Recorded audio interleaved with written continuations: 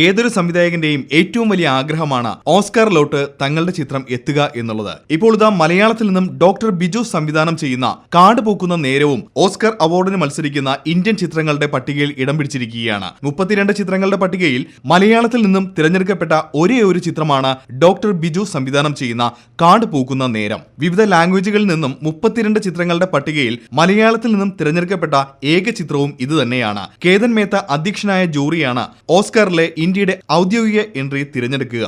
ഇന്ദ്രജിത്തും റീമ കല്ലിങ്കലുമാണ് കാട് പൂക്കുന്ന നേരത്തിൽ പ്രധാന വേഷങ്ങളിലോട്ട് എത്തുന്നത്.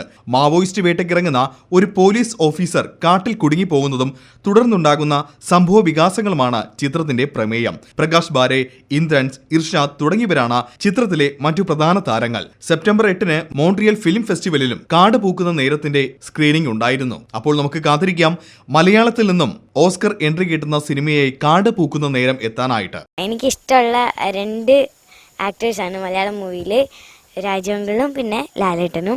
അങ്ങനെയുള്ള ഹീറോയിനായിട്ട് ഫസ്റ്റ് മൂവി ചെയ്യണമെന്നാണ് എൻ്റെ ആഗ്രഹം.